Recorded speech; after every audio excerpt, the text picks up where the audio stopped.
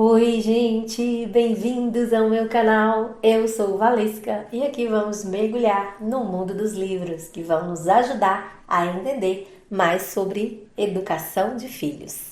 Se você quer acompanhar a leitura de alguns trechos destes livros, fiquem aqui comigo.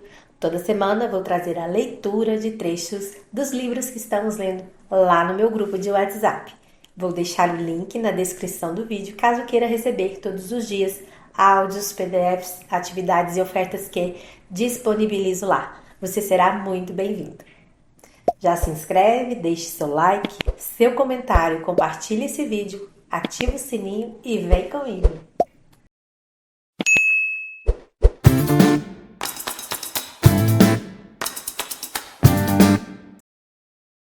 Passo 1. Conectar com o cérebro direito. Em nossa sociedade, somos treinados a resolver tudo usando palavras e lógica.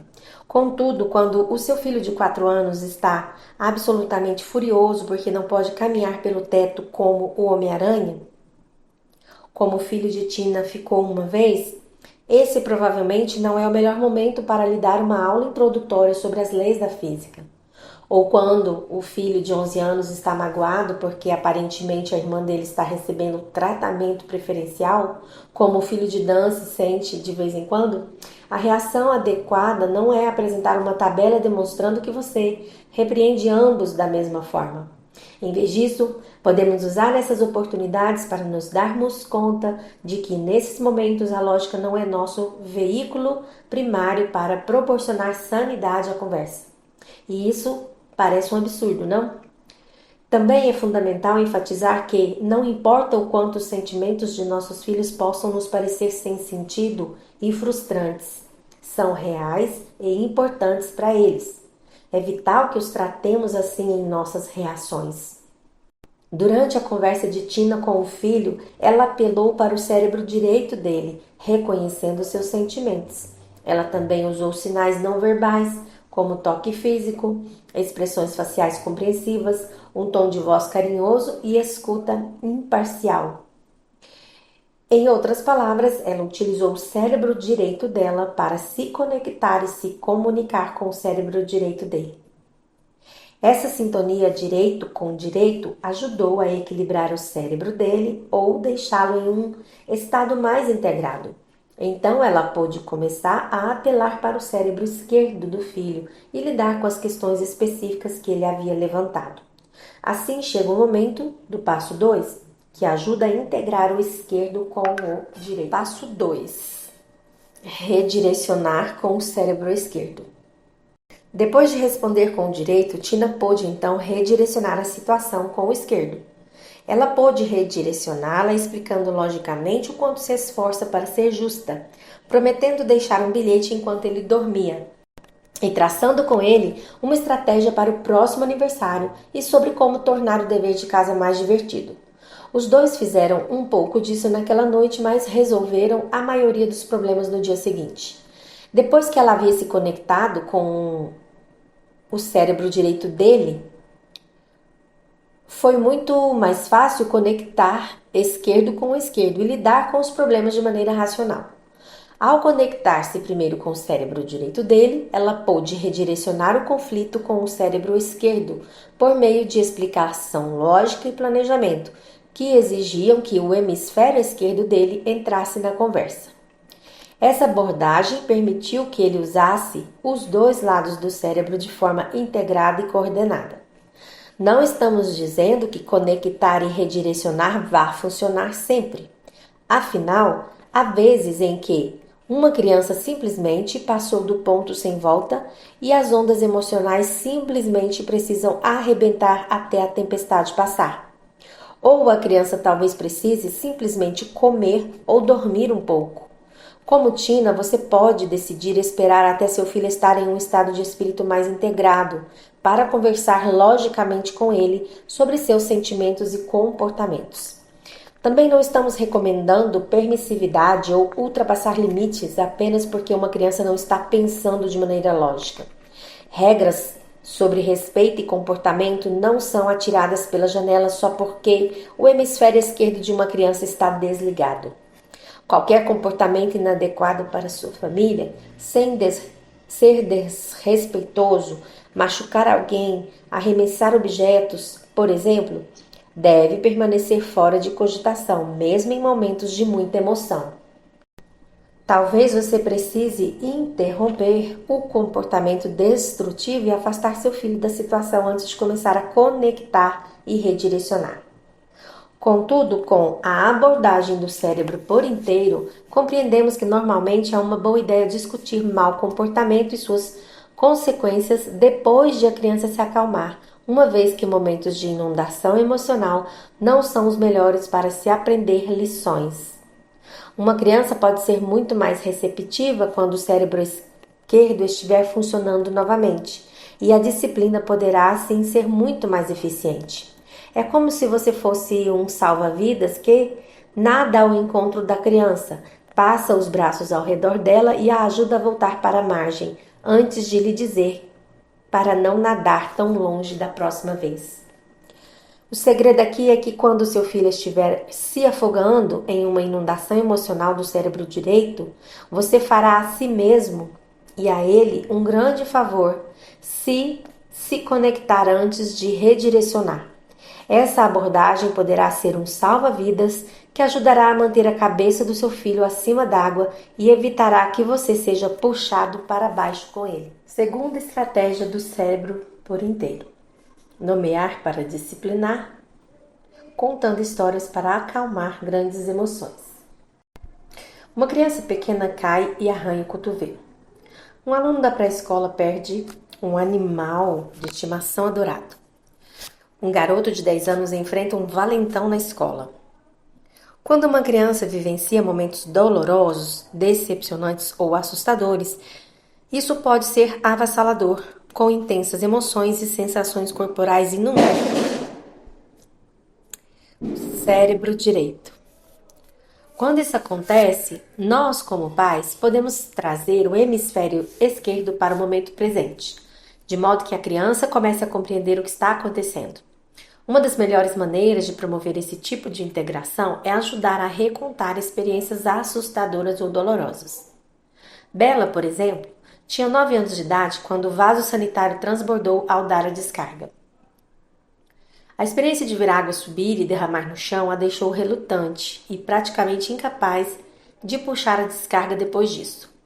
Quando o pai de Bella, Doug, ficou sabendo da técnica nomear para disciplinar, ele se sentou com a filha e recontou a história da vez em que a privada transbordou.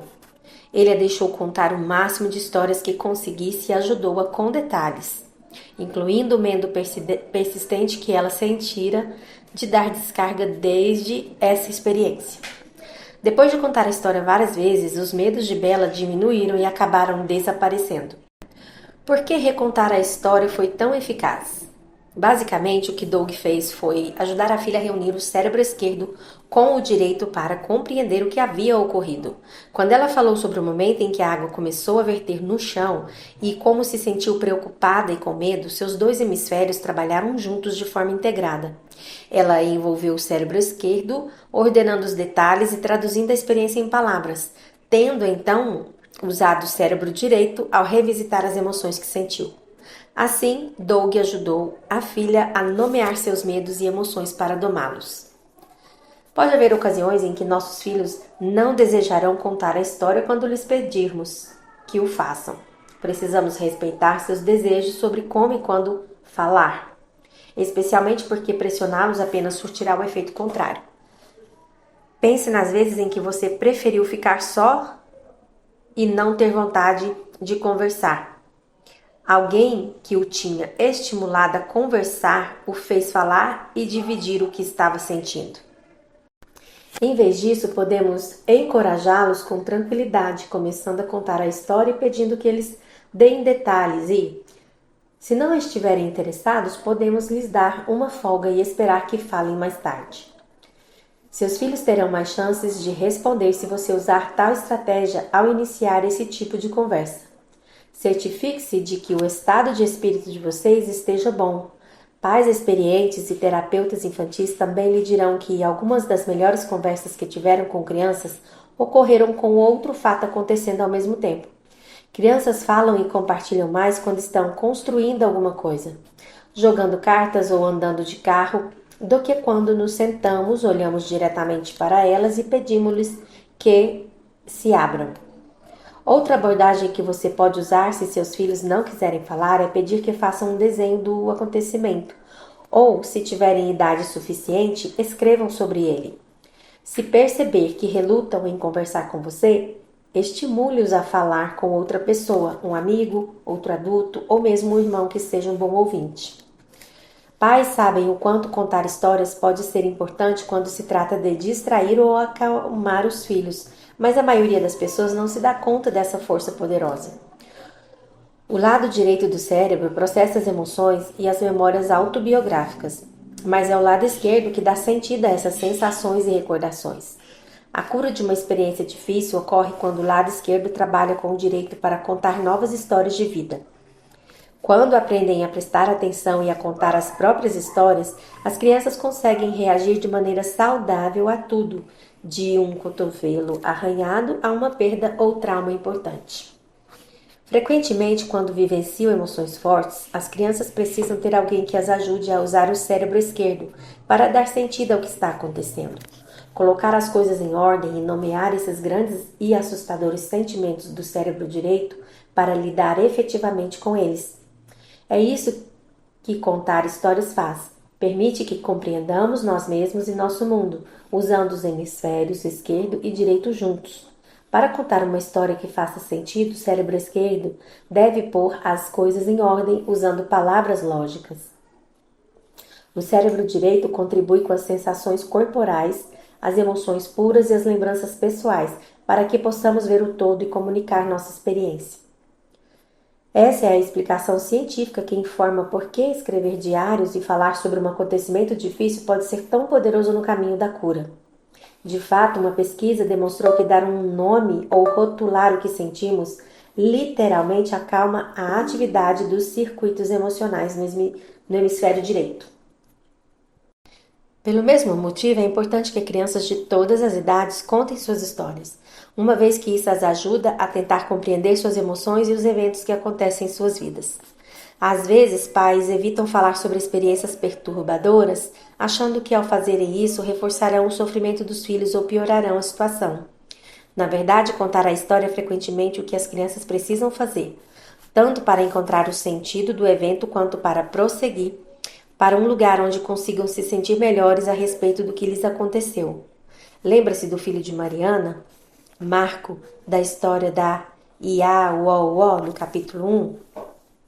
A motivação para compreendermos por que as coisas acontecem conosco é tão forte que o cérebro continuará tentando encontrar o sentido de qualquer experiência até conseguir. Como pais, podemos ajudar nesse processo contando histórias. Foi o que Thomas fez com Kate, a aluna da pré-escola que ficava gritando que ia morrer quando o pai a deixasse na escola. Embora se sentisse frustrado com a situação, ele resistiu ao impulso de desprezar e negar as experiências de Kate. Com que havia aprendido? Ele reconheceu que o cérebro da filha estava reunindo vários eventos. Ser deixada na escola, ficar doente, o pai ir embora e sentir medo. Como resultado disso, quando chegava a hora de arrumar as coisas e ir para a escola, o cérebro e o corpo dela começavam a lhe dizer: má ideia, escola igual ficar doente, igual papai ir embora, igual a medo. A partir dessa perspectiva, fazia sentido que ela não quisesse ir para a escola. Ao se dar conta disso, Thomas usou seu conhecimento sobre os dois hemisférios do cérebro. Ele sabia que crianças pequenas como Kate são tipicamente dominadas pelo hemisfério direito e ainda não desenvolveram a capacidade de usar a lógica e palavras para expressar sentimentos. Kate sentia as emoções intensas, mas não conseguia compreendê-las nem as comunicar claramente. Como resultado disso, oprimiam-na. Ele também sabia que lembranças autobiográficas ficam armazenadas no lado direito do cérebro e compreendia que os detalhes de ela ter ficado doente haviam ficado ligados à sua memória e fizeram o hemisfério direito entrar em marcha acelerada.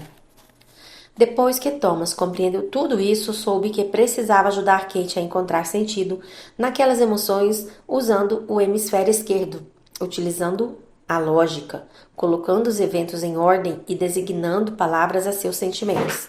A forma como fez isso ajudou-a a contar uma história sobre o que havia acontecido naquele dia para que ela pudesse usar os dois lados do cérebro juntos.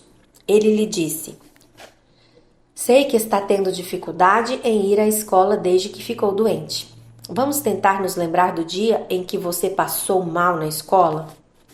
Primeiro, nós nos arrumamos para ir para a escola, não foi? Lembra que você quis vestir sua calça vermelha? Nós comemos waffles com mirtilos e depois você escovou os dentes. Nós chegamos à escola, demos um abraço e nos despedimos.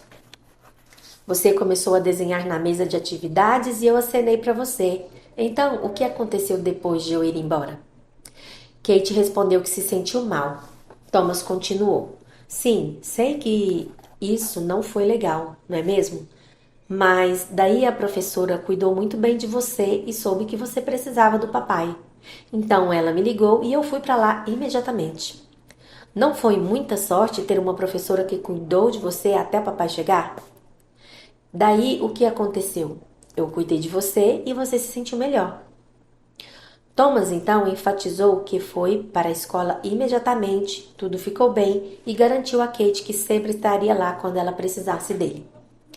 Ao colocar esses detalhes narrativos em ordem dessa maneira, Thomas permitiu que a filha começasse a entender o que estava sentindo em relação às suas emoções e seu corpo.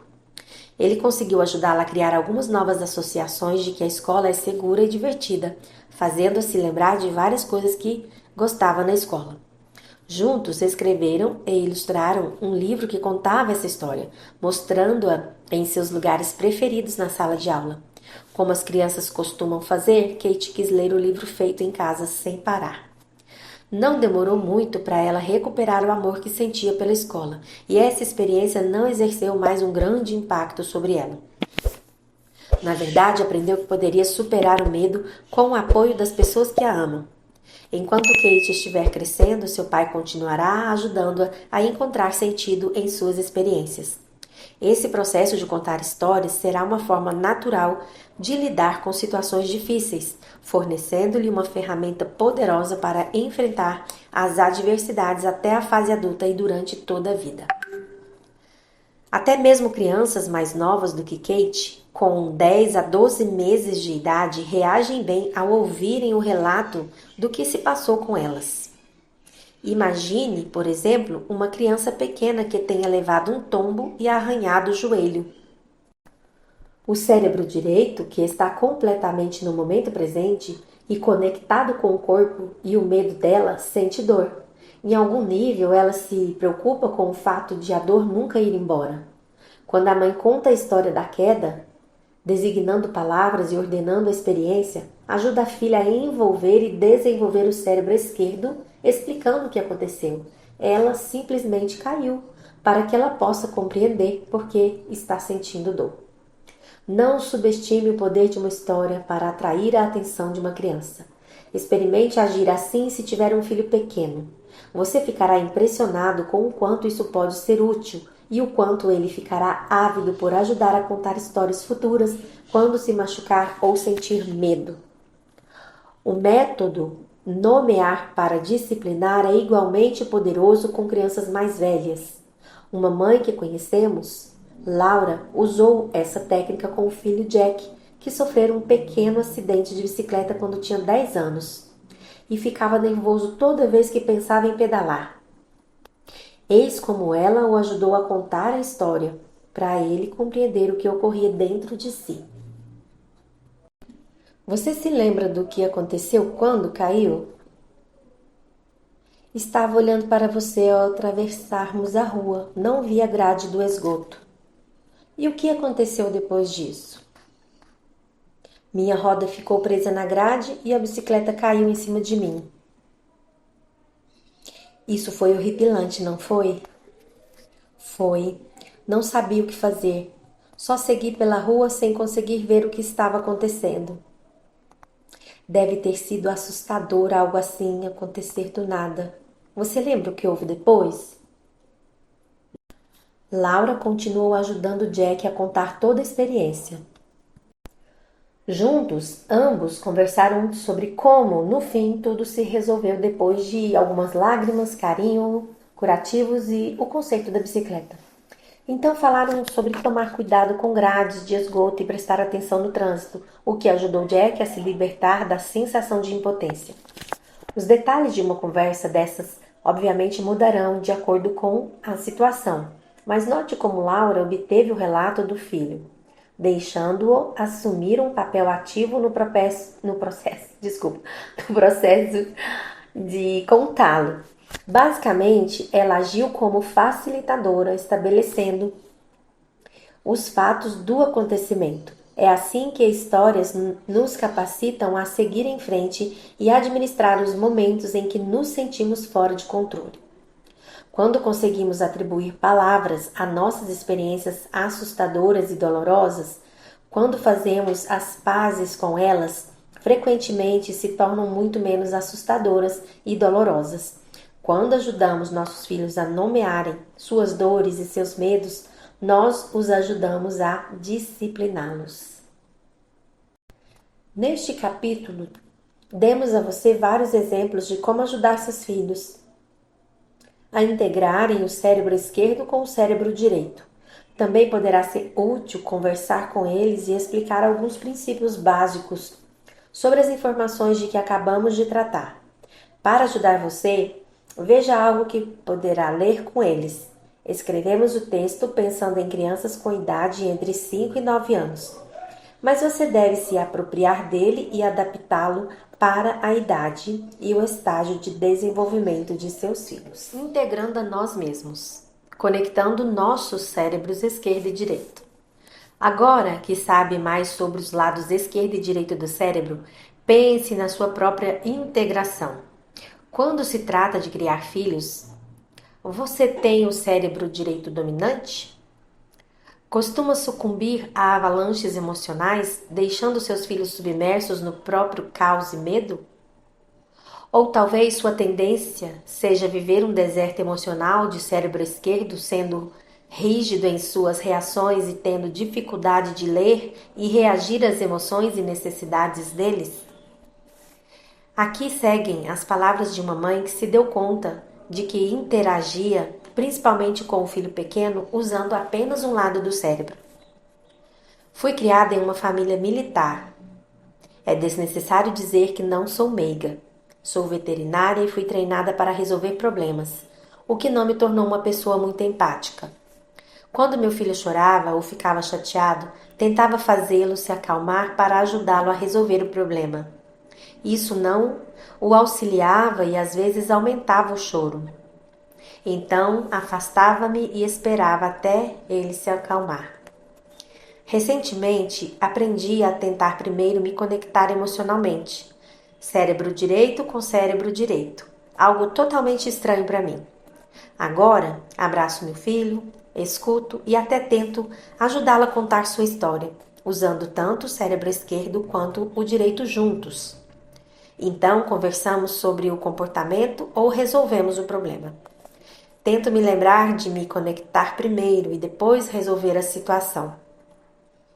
Precisei de um pouco de prática, mas ao me relacionar emocionalmente com meu filho antes, usando o cérebro direito com o esquerdo, em vez de utilizar apenas o esquerdo, todo o restante ocorria mais tranquilamente e nosso relacionamento também melhorou. Essa mãe se deu conta de que, ao ignorar partes do próprio cérebro direito, estava perdendo oportunidades importantes de se conectar com o filho e aprimorar o desenvolvimento do cérebro direito dele. Uma das melhores maneiras de promover integração em nossos filhos é nós mesmos nos tornarmos mais bem integrados. Discutiremos melhor esse assunto no capítulo 6, quando tratarmos dos neurônios espelho.